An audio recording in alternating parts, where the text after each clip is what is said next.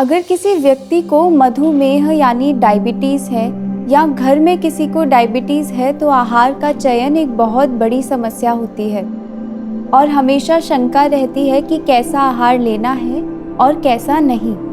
आज हम मधुमेह के लिए पथ्य यानी हितकर आहार और अहितकर यानी नुकसानदायक आहार के बारे में जानेंगे। हरिओम, सात्विक जीवन में आपका स्वागत है। सात्विक जीवन के इस पथ पर मैं डॉक्टर नेहल शर्मा आपकी सारथी।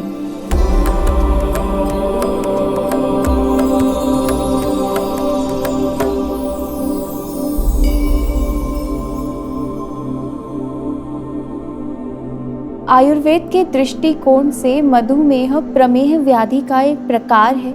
ये शरीर में वात और कफ दोष के दूषित होने से होती है और डायबिटीज़ टाइप 1 यानी जिन्हें जन्म से ही डायबिटीज़ है, इसका वर्णन भी आयुर्वेद में हमें मिलता है। लेकिन दोनों ही प्रकार के मधुमेह में समान प्रकार के आहार का प्रयोग करना है। आहार में सहीजन की पत्तियों का प्रयोग करना है।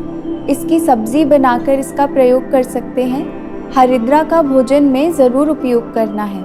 हरिद्रा यानी हल्दी, इसके लिए कहा भी गया है हरिद्रा प्रमेह हरणा नाम, यानी ये प्रमेह रोग को नष्ट करती है।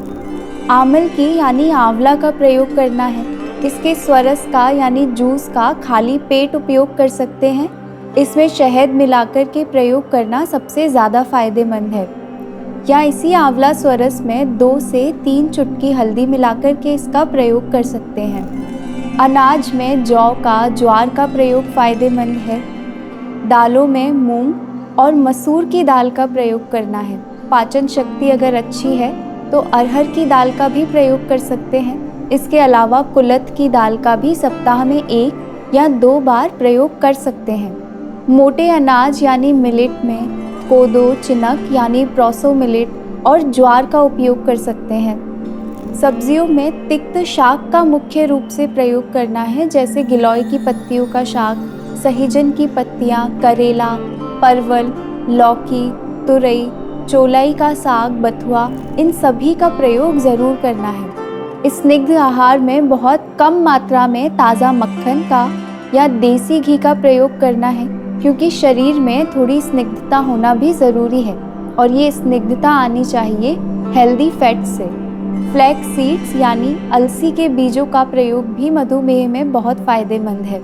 त्रिफला का और एलोवेरा का रोज़ाना प्रयोग कर सकते हैं। एलोवेरा की सब्ज़ी बनाकर या जूस में इसका प्रयोग कर सकते हैं।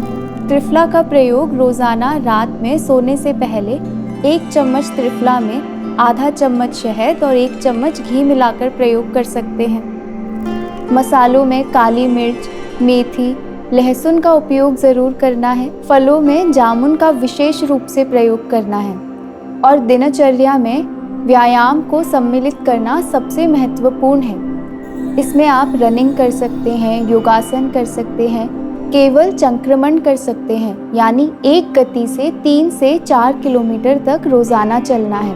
क्या आहार प्रयोग में लाना है, इसके साथ साथ मधुमेह के रोगियों को ये भी ध्यान में रखना है कि स्वस्थ रहने के लिए क्या क्या नहीं खाना है या क्या नहीं करना है। इसमें दही, दूध, पनीर, मशरूम, मद्य यानी अल्कोहल, तेल, विशेष रूप से रिफाइंड तेल, सोयाबीन का तेल, मूंगफली का तेल, राइस ब्रान ऑयल या सनफ्लावर ऑयल, इन सब का प्रयोग बिल्कुल भी नहीं करना है। दूध से बनी मिठाइयाँ, मावा, चाशनी से बनी मिठाइयाँ, गुड़, इन सब के प्रयोग से बचना है।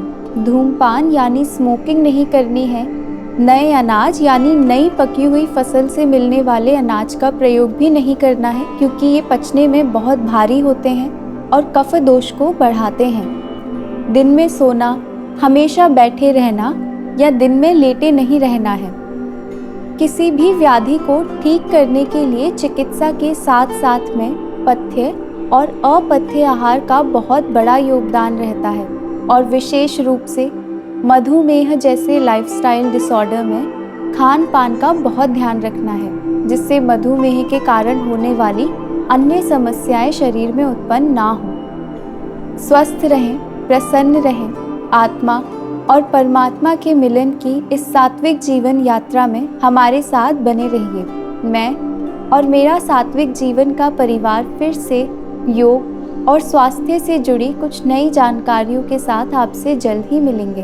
तब तक के लिए हमारे इस वीडियो को लाइक और शेयर करें और हमारे इस चैनल को सब्सक्राइब करें। हरि ओम तत्सत।